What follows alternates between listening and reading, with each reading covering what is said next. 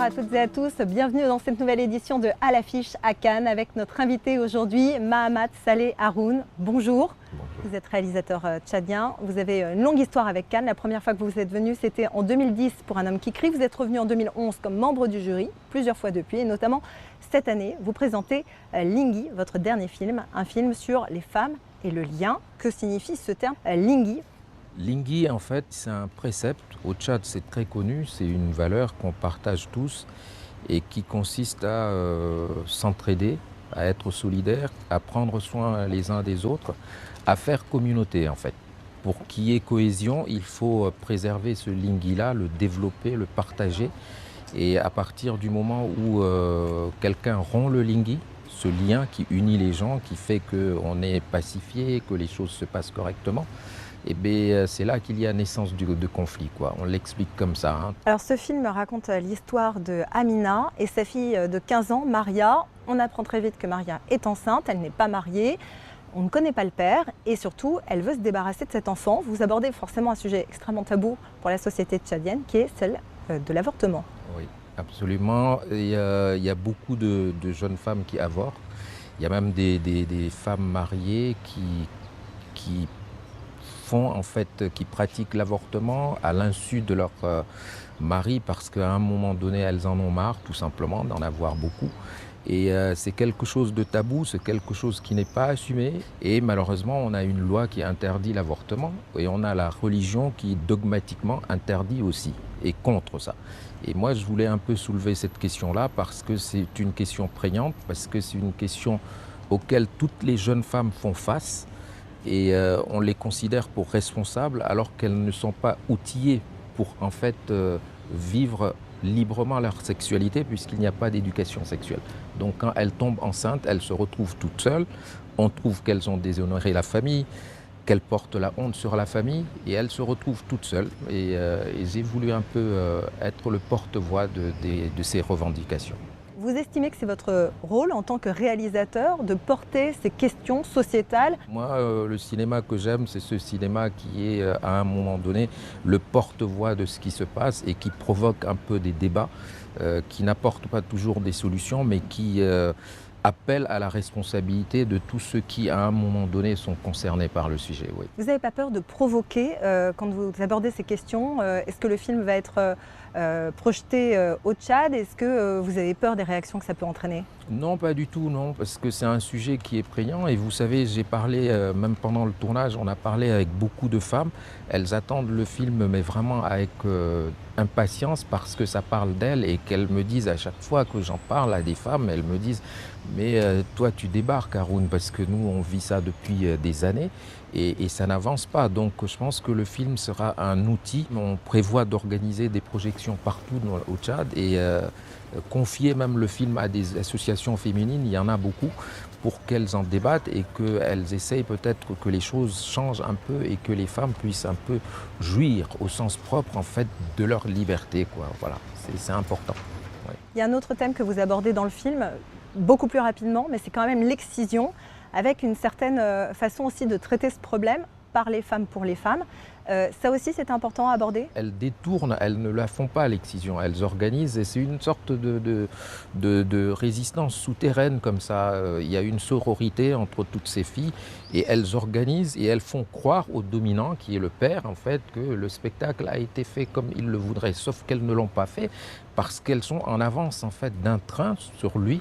Et il croit qu'il est en fait sur son socle, bien assis, alors qu'en fait la révolution se fait à bas bruit. Et je trouve ça merveilleux. Et ça, c'est le quotidien des femmes, pas seulement au Tchad, mais dans pas mal de pays africains. C'est comment contourner en fait le patriarcat et essayer en fait de trouver leur bonheur en cachant des choses pour essayer tout simplement de survivre en fait. Mais finalement, elle trouve un allié en vous qui est un homme et qui abordait ces questions de femmes. Est-ce que c'est pas étonnant finalement que ce soit un homme qui porte ces problèmes? Oui, c'est étonnant. Vous savez, si moi je ne le faisais pas, personne d'autre ne le ferait. Donc je me sens tout simplement obligé de le faire parce qu'il n'y a personne d'autre. Alors c'est un film sur les femmes. Et cette fois-ci, vous parlez de la relation aussi entre la mère et la fille. Et en 2010, pour Un homme qui crie, vous parliez de la relation entre un père et son fils. Est-ce que ça, explorer ce lien-là, c'est quelque chose qui vous tient particulièrement à cœur? Oui, ça me tient particulièrement à cœur, d'autant plus que, autant, si vous voulez, dans Un homme qui crie, c'est le portrait, on va dire, d'un père presque irresponsable ou défaillant. Et là, je dresse le portrait d'une mère plutôt responsable, quoi. C'est l'autre face de la médaille et c'est des femmes, c'est une femme, Amina, dans le film, qui essaie de sauver. En fait, son cheminement m'intéresse beaucoup dans le sens où, en posant cet acte de sauver sa fille, elle se sauve elle-même, en fait, de l'emprise qui est sur elle. Et c'est l'histoire d'une émancipation, tout simplement, et d'une prise de conscience comme ça, oui.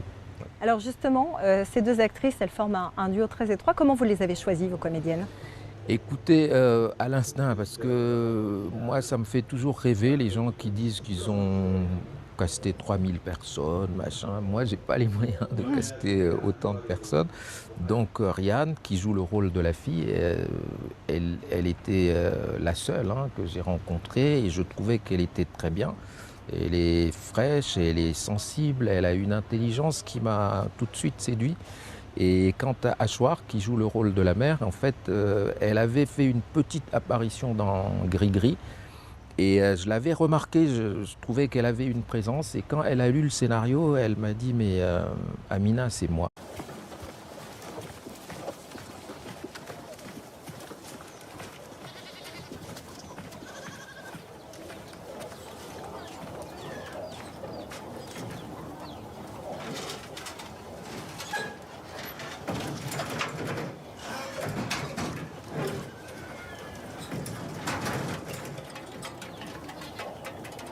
Montrer des femmes braves qui prenaient leurs propres décisions et qui restaient pas là, quoi, à attendre. Donc voilà, moi c'est ce qui m'a plus...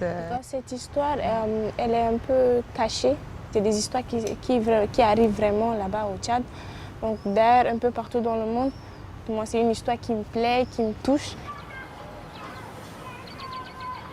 أنا اسمي أمينة بنتي عندها 15 سنة بس وخلفت وصفوني بكان كي ندور ندفق سخيرة نقدر نسي أنا خدمة أنا جدودي أخواني أخواتي كل ده بس خدمنا ده بس نخدم فوق أي مواقع نخدم فوق نقدر نسي نمشي. Haroun, il fait des grands films, mais il prend le risque de prendre des gens qui ne sont pas professionnels, des comédiens de carrière et tout.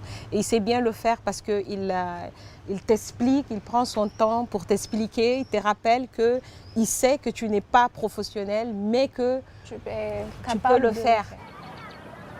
أكسيدان كما كان ده ما قادر من الله ربنا كوانا يكون ربنا ما كوانا شيء ما في أي شغل نسي ده بس بكاني لكن طهورة ده نسي لكن ما كان نسي أبسي.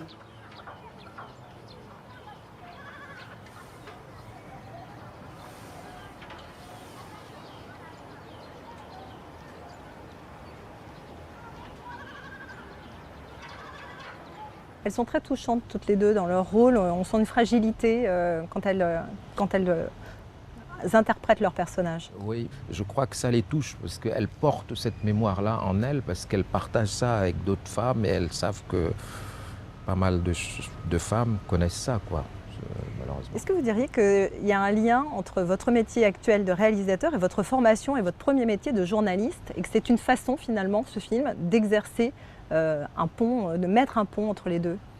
Oui, passer par le journalisme, c'est la plus belle école en fait. C'est l'art d'apprendre à écrire, de synthétiser, vous savez, d'aller à l'essentiel.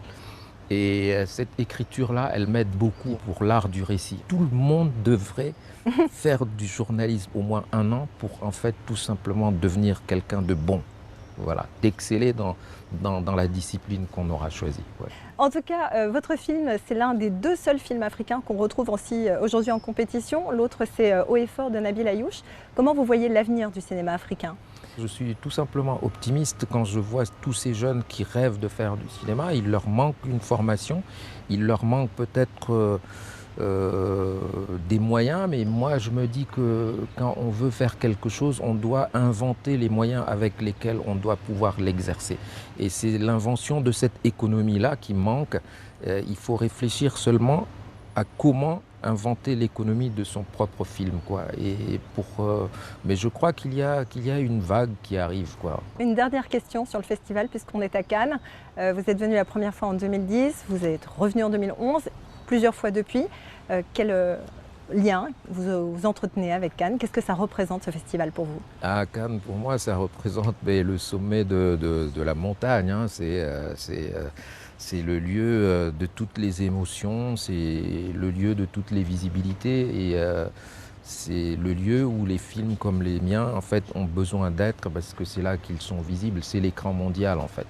C'est l'occasion de présenter des images d'un pays comme le Tchad, connu seulement en fait pour faire la guerre et voilà, avec les pétoires en permanence et ça change un peu la donne et ça c'est très très important, quoi. Ouais, ouais. Merci beaucoup Mahamat Saleh Haroun. Merci à vous. Ouais. Merci.